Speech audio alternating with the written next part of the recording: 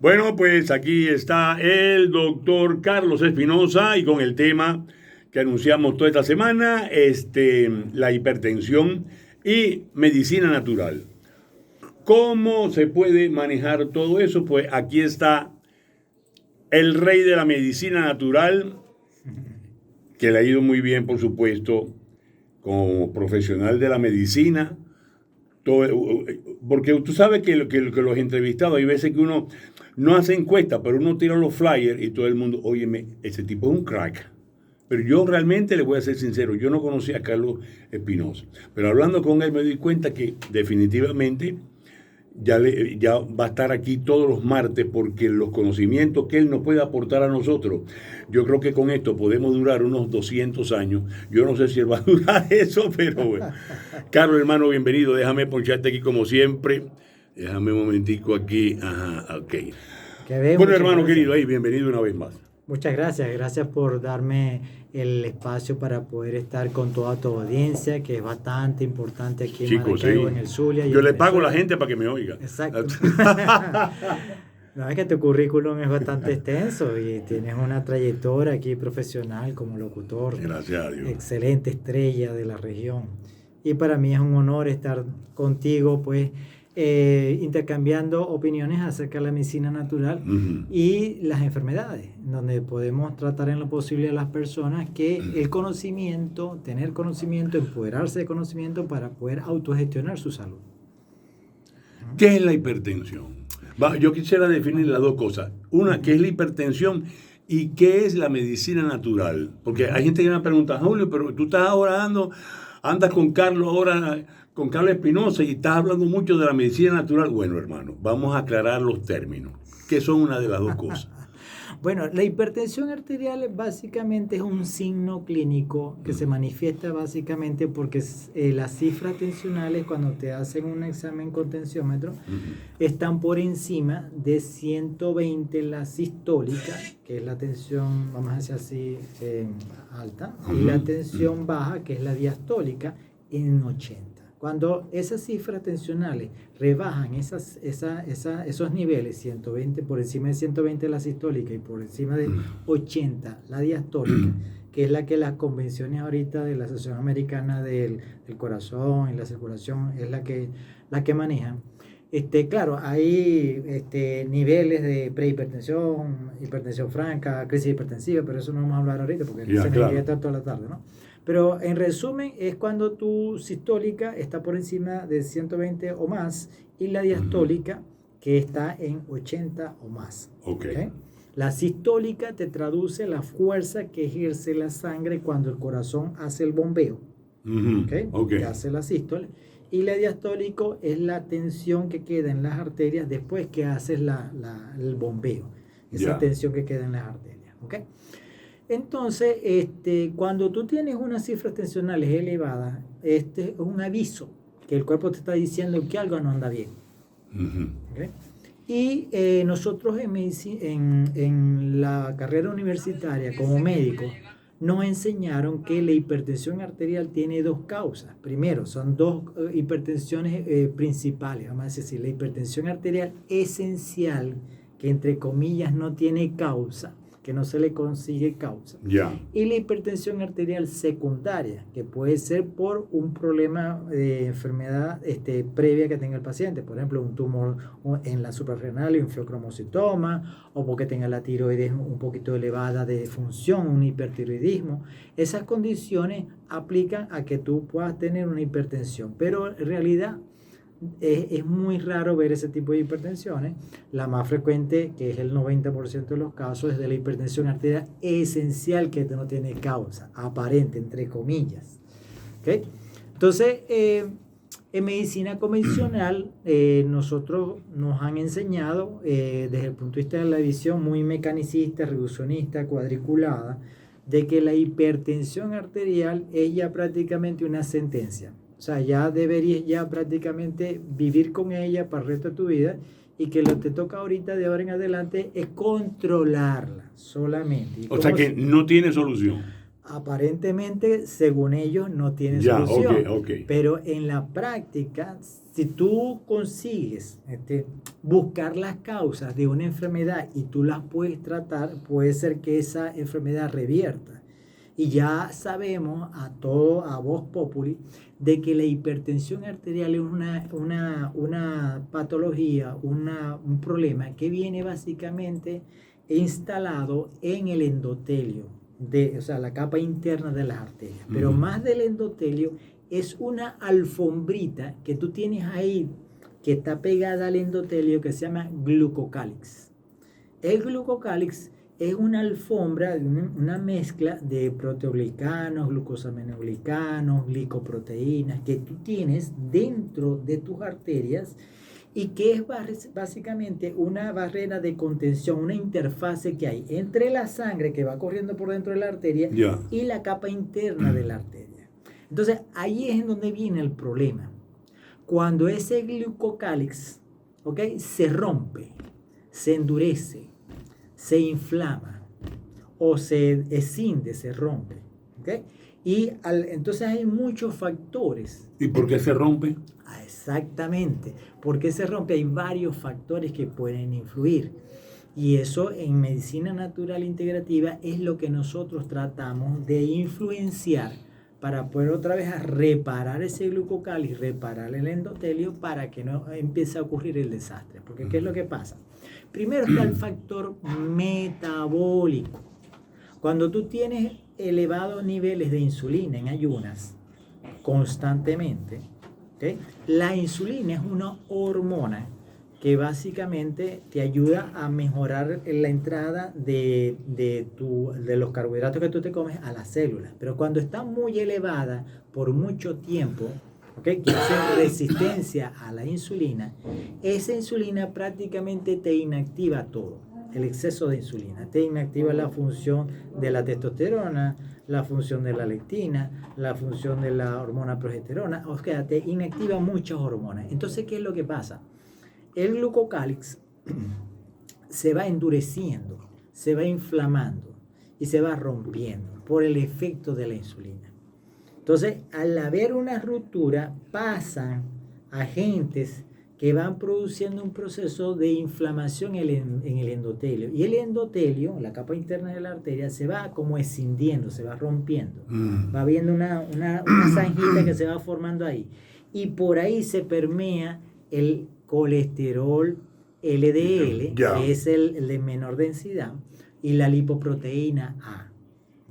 Entonces, ¿qué es lo que pasa? Si ese cemento que tienes allí no está bien formadito, el glucocálix se permea por ahí y ahí empieza el desastre, porque entonces se te empieza a filtrar, hay un aumento de la permeabilidad del vaso sanguíneo y por ahí entonces se mete el colesterol, se meten los glóbulos blancos, se mete el calcio, se meten las plaquetas. Ahora, entonces, a todo el mundo le da eso.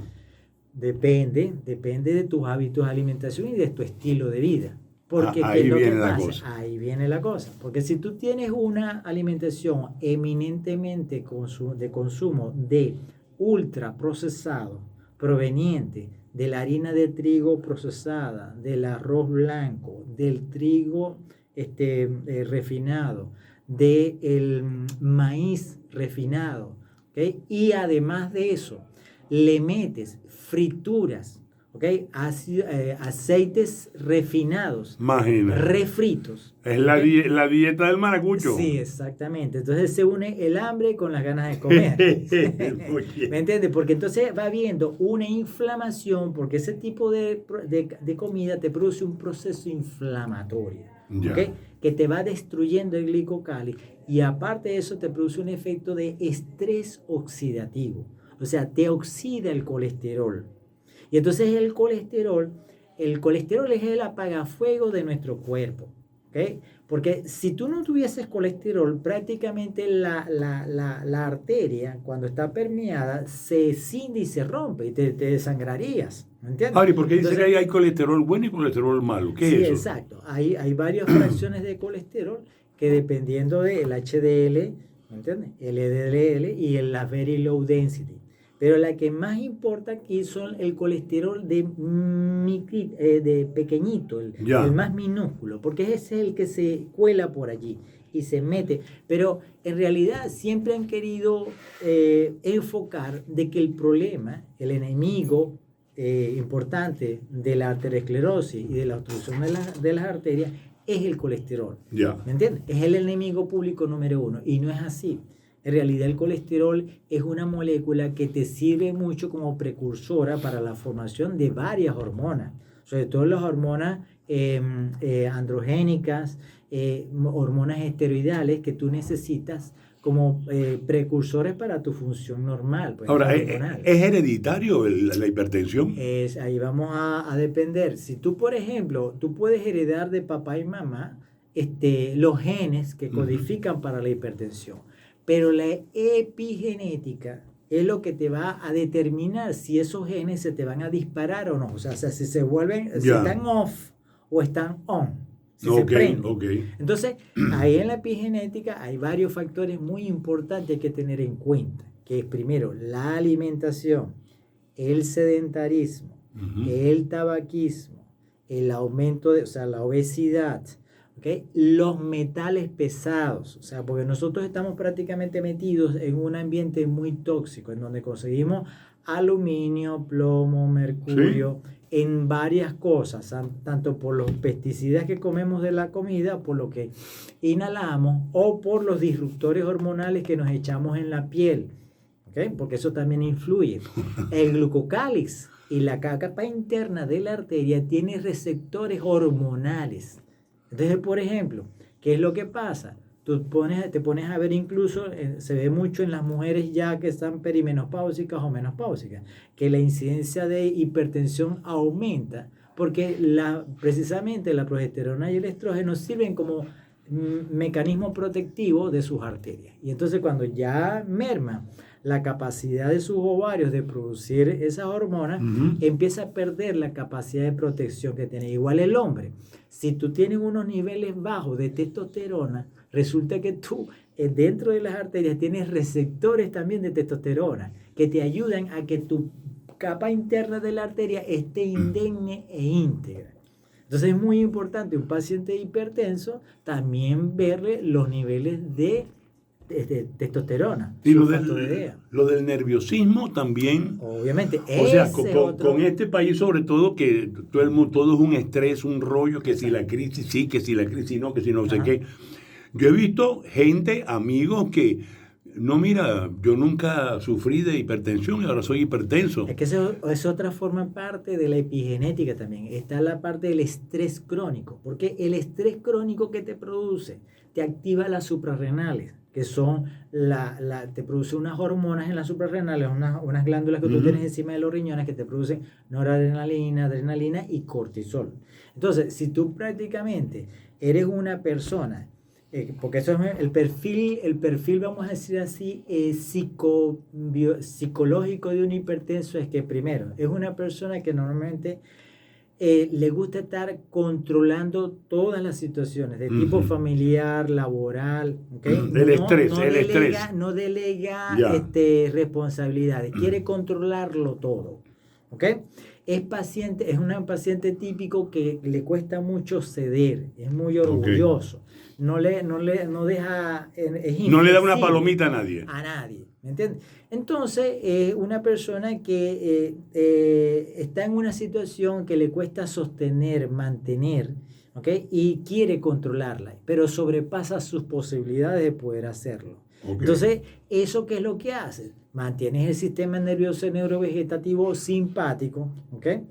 Excitado todo el tiempo, y entonces eso es una carga que te ayuda a que el vaso arterial se contraiga, se produce una vasoconstricción. Entonces cuesta mucho porque entonces el corazón tiene que bombear sangre a través de unas tuberías que son las arterias que están contraídas.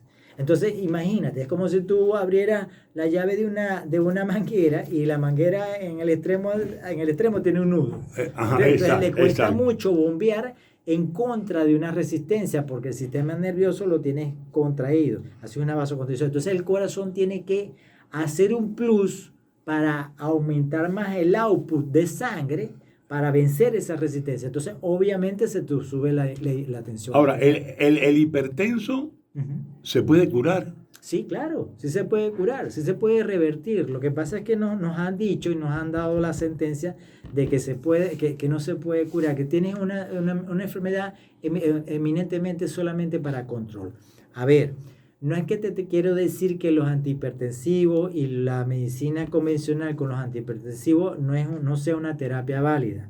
Es una terapia muy importante que va confluyendo y va paralela a todo el tratamiento integrativo que hacemos. Porque nosotros, en mi experiencia personal, he visto pacientes, ¿okay?, cómo han llegado a revertir sus cifras de tensión, porque yo les digo, no pierda el control con el cardiólogo, siga yendo a sus controles cardiológicos. Él va a darse cuenta, porque me ha pasado, que el paciente cada vez que va haciendo su tratamiento va teniendo un efecto mucho más poderoso del efecto del antihipertensivo y hace hipotensiones. Entonces, obviamente hay que volverle a reformular la dosis del antihipertensivo y progresivamente, yo he visto pacientes que han tenido que irle destetando el cardiólogo, progresivamente el antihipertensivo, hasta incluso llegarle a dar de alta. Bueno, a mí me pasó eso que yo te lo dije una de las veces que has estado aquí. O sea, yo empecé a rebajar y se me unió la cuestión con la diabetes. Todo eso, obviamente, cambié mi sistema alimenticio. Y hoy en día, de 118 kilos que estaba yo pesando, ahora peso 90, 89, y ya no soy hipertenso y no necesito, y la glicemia la tengo excelentemente bien, por supuesto, siempre controlado, claro, con los dos médicos, con el cardiólogo, Martín Velarde, un abrazo para él, y Caro Áñez también. Entonces digo yo, bueno, ¿seré que yo soy una especie extraña o es que normalmente pasa eso? Es que, ¿qué es lo que pasa? Los pacientes me llegan a mí hipertensos, con problemas de hipertensión, convalescencia de infarto, de angina de pecho, y vienen con la misma idea que vienen con el médico convencional, que tú le des la pastillita mágica para resolver la hipertensión. Exacto.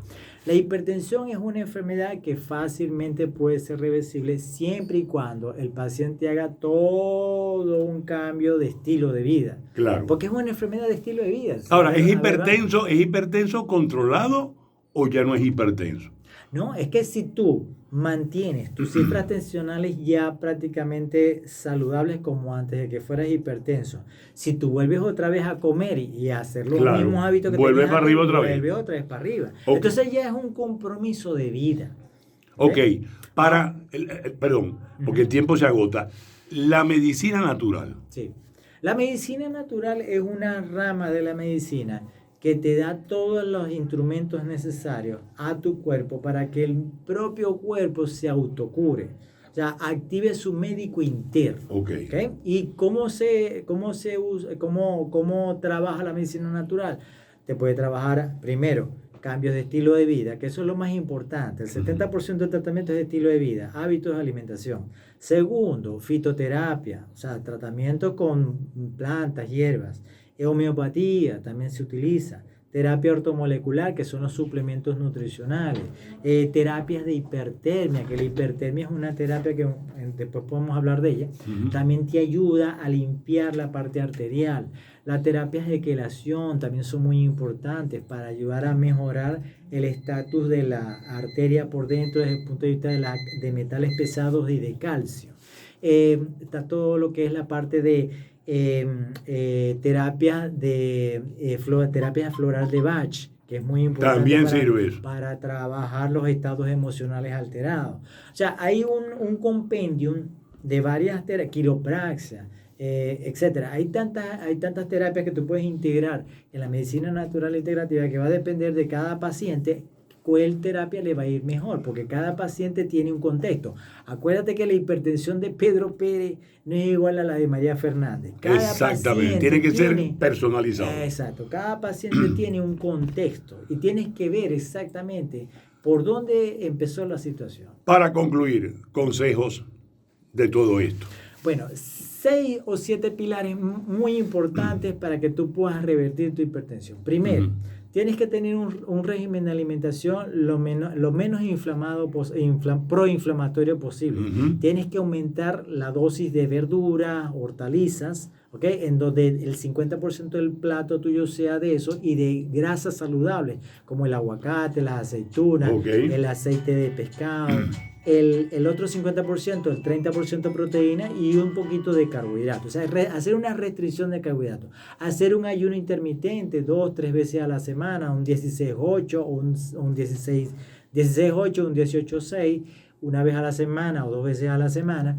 Importante, el ejercicio. El ejercicio es vital. ¿Qué tipo de ejercicio? Mira, prácticamente lo más importante es el ejercicio aeróbico. Okay, bien sea trotar, caminar de manera vigorosa, bicicleta, lo que a ti más te guste, bailoterapia también puede ser, ¿okay? En donde tú puedas exigirle al cuerpo, ¿okay? El aumento del consumo de oxígeno, de forma tal de que la mitocondria empieces a producir más mitocondrias, se te produzcan más mitocondrias, que es la unidad funcional de producción de ATP. Por otro lado está la suplementación. Tenemos que utilizar coenzima Q10, magnesio, potasio, omega 3, vitamina D. Por otro lado está el grounding. Por otro Carlos, lado, espérate un momentico. Para los que nos están escuchando, por tiempo vamos a poner los comerciales que se necesitan, pero yo voy a seguir grabando a Carlos para que en mis redes sociales continuemos con el tema. Ok, ya regresamos. Ok, por otro lado, continuamos. Por otro lado es muy importante que el paciente haga terapias de grounding, a caminar descalzo en la arena, en la grama, porque eso te carga de electroiones negativos, que tiene un efecto antioxidante, te ayuda a controlar los radicales libres. Por otro lado está la gestión del estrés. Es muy importante ver qué emociones ese paciente está manejando de base para poderle ayudar a gestionar el estrés. También están las terapias de tai chi, de qigong, de yoga, hacer respiración consciente para ayudar a activar el nervio vago. El nervio vago te activa el parasimpático, que es el sistema nervioso que te lleva a la tranquilidad y te baja un poco los niveles de adrenalina y noradrenalina y de cortisol. Entonces es muy importante todo ese tipo de terapia, porque eso te va a ayudar mucho a ir poco a poco mejorando los niveles de tensión arterial. No lo vas a lograr en un mes, ni en... Eso es un tiempo. Es un tiempo porque tienes que esperar a que el glucocálix y el endotelio se vayan reparando poco a poco, y tú lo vas viendo como a partir de la tercera semana, que eso se va reparando, solito se va reparando. Ahora, si hay solución. Yo veo la gordura, que ese es otro tema que podemos hablar después. Obviamente a Carlos vamos a atender, él no se va a deshacer de nosotros tan fácilmente. Yo veo gente obesa, pero que no es hipertensa. Entonces yo digo, pero ¿cómo funciona eso? No necesariamente los gordos son hipertensos. No hay una correlación. No hay Normalmente ni los flacos tampoco. Mayor, ¿no? Porque hay flacos hipertensos. Exactamente. Porque incluso hay flacos que están metabólicamente rotos. También tienen hiperglicemia, tienen hiperinsulinemia y todo, a pesar de que están flacos.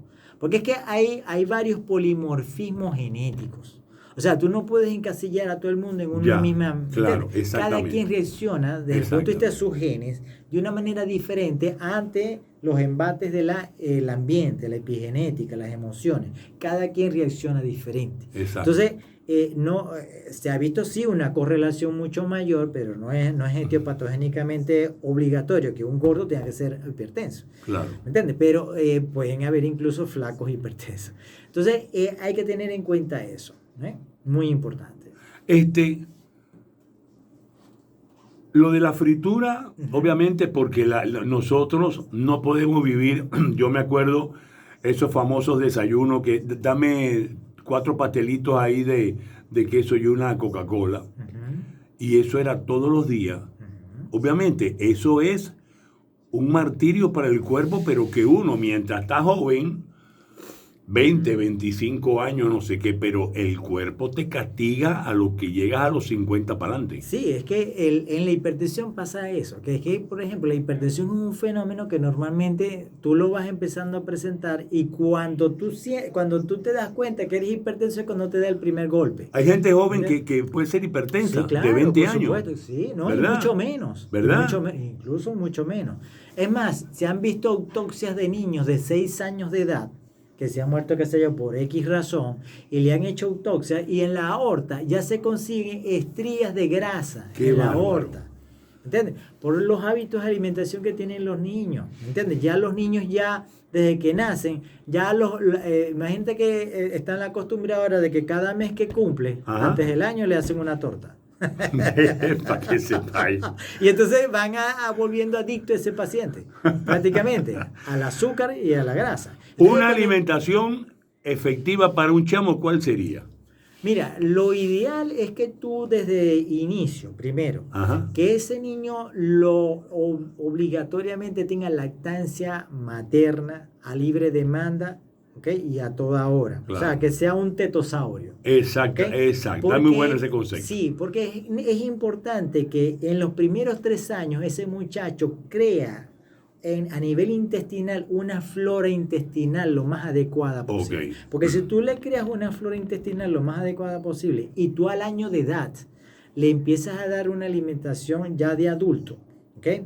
Que tenga una variedad de sabores, porque tienes que irle educando el paladar, claro, para que el muchacho, claro, ¿entiendes? No te escupa un brócoli, una zanahoria, una lechuga. Exacto. Porque ya a partir del 6º mes, o incluso antes, las muchachas le empiezan a dar, la madre le empieza a dar leche maternizada, que es alta en azúcares. Esa leche maternizada tiene muchos azúcares. Entonces ya empiezas a poner adicto. Se vuelve adicto al azúcar. Sí, exacto. Y entonces el niño va creando una flora intestinal, va edificando una flora intestinal de bacterias y hongos que te piden azúcar.